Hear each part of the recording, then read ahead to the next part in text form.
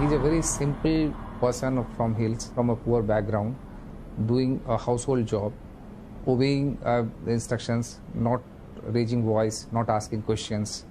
So I will find him a very, very, very simple person. It would be close to impossible to believe that the person about whom this is being spoken of in the next moment would be confessing about one of the most horrendous crimes to have ever been committed in India. Be advised, a mere glance at Surinder Kohli's confession is sufficient to give you nightmares. इसको मैंने उसी time तुरंत काट करके और इसका मैंने बाजू और ये सीने का एक पीस भी खाया था। अच्छा, हाँ जी, जो मैंने घर में ही मतलब किचन में बनाया था। किचन में बनाया था। हाँ जी। From the title itself, you might have had a feeling that you've heard somewhere about this case. A case of such cruelty that had never been seen before. A crime that could make you question yourself as to how much barbarous and inhuman a person's psyche could be to commit a crime of this sort. Nithari case is one of the most horrifying and gruesome cases of 2006. Nithari is a village situated in Noida, Delhi. This case involved the commission of heinous crimes like sexual abuse, murder, cannibalism, and attempted necrophilia. The case grabbed headlines in media due to its brutal and rare nature of crimes. The case came to light after a continued series of disappearances of the children, both boys and girls, and teenagers from the Nithari village in the year 2005 and 2006. Investigation of this case ultimately led to tracing of the bungalow of Moninder Singh Pandher, and this caused the disappearance mystery of the Nithari village to unfold one step after the another. In year 2003, an abnormally high number of women and children were reported to be missing from Sector 31 of the Nithari village in Noida. The fact of women and children missing from the village predated Surinder Kohli's arrival as a domestic servant of Moninder Singh Pandher, who was a businessman and the owner of the bungalow number D5 located in Sector 31 of the Nithari village. Numerous missing reports were filed to the police by the families of the victim, but no action was taken. In February 2005, 14-year-old girl named Rimpa Halder went missing from the 8th of February 2005.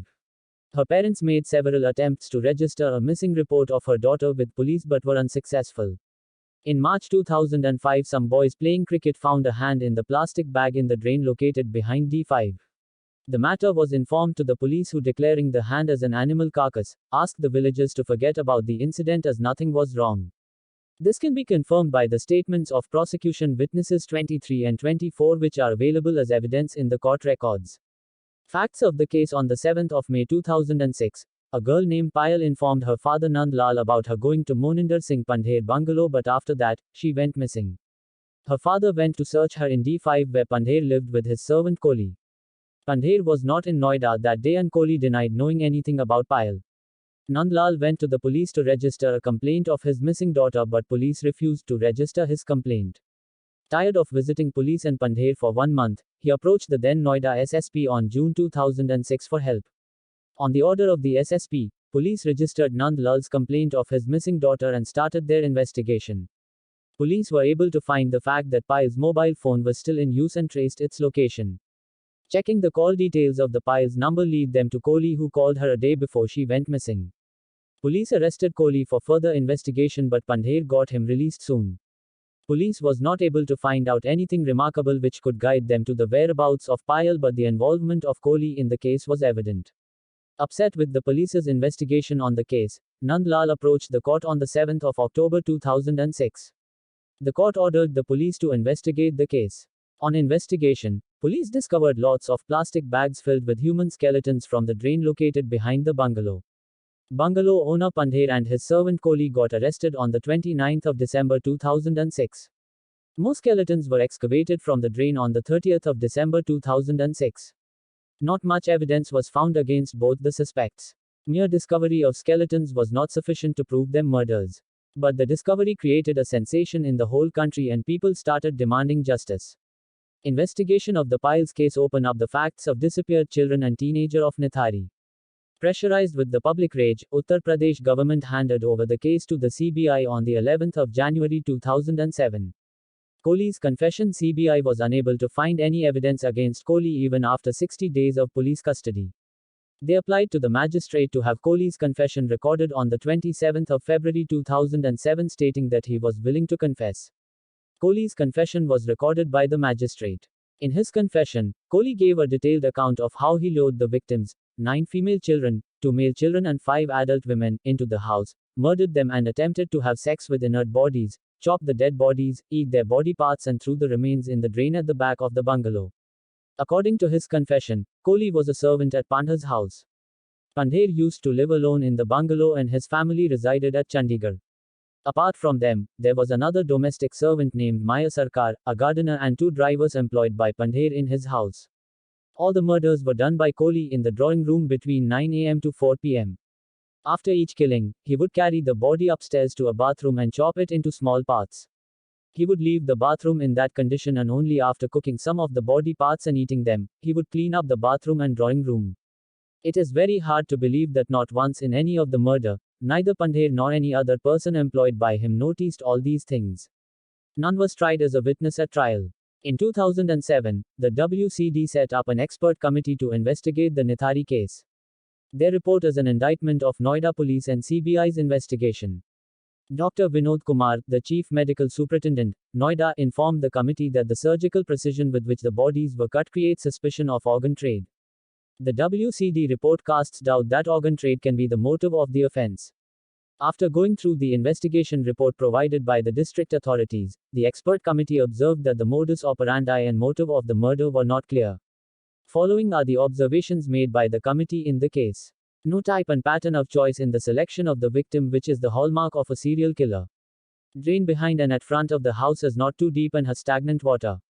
Disposed bodies would have remained there. It's strange that there was no complaint of foul smell due to decomposition. Accused himself confessed that the murder was committed during the daytime. It's strange that no one witnessed the disposal of the bodies. To a body to get decomposed, it normally takes 3 years. Deaths were as recent as 2006, yet only bones and skull was found. Torsos were disposed of separately by the accused, which was discovered only after search carried out under the supervision of the CBI. Upon which the committee gave following submissions: CBI should look into angles into organ trade, sexual exploitation, and forms of crimes against women and children. Need to study records of organ transplant of all the hospitals of Noida to trace the donor and the recipient. The discovery of more and more bodies creates a suspicion of involvement of some other person in the case. To know the motive and modus operandi of the case, the involvement of other persons needs to be investigated.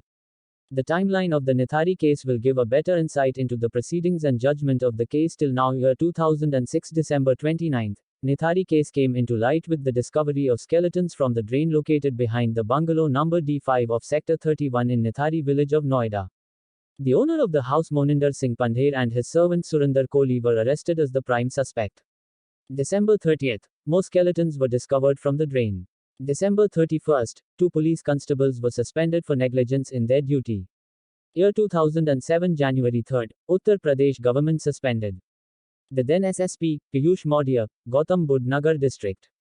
The then additional SP of Noida, Soumitra Yadav.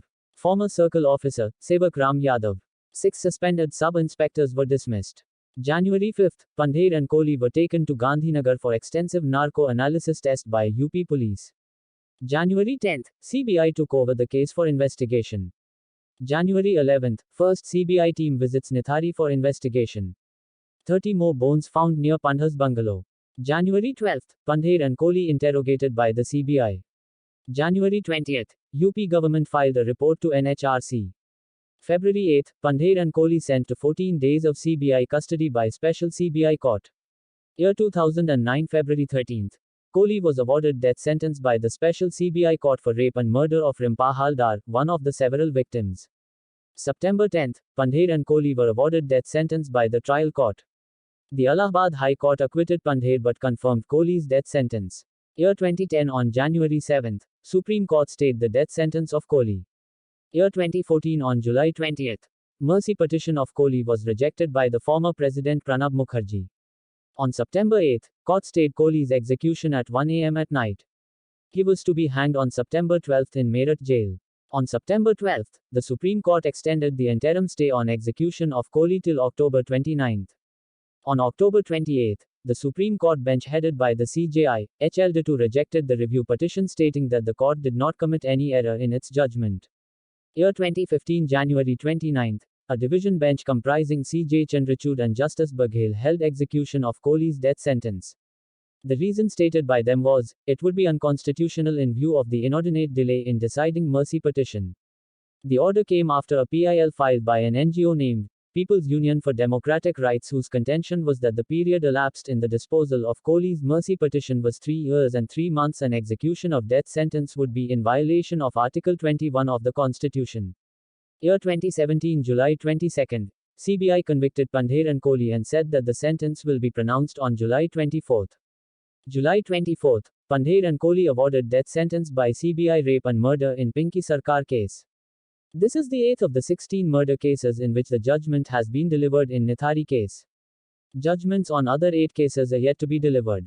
It has been almost 11 years since the case first came into light, and families are still waiting for the justice, which clearly shows the shortcomings of our system to provide criminal justice. That'll be all for this case. Kindly stay tuned so that we bring more cases like this to you, which have altered the scenario of our society. Please like this video if you found this content informative, and do subscribe to our channel, and you can also comment below as to what are the other topics you'd wish us to capture.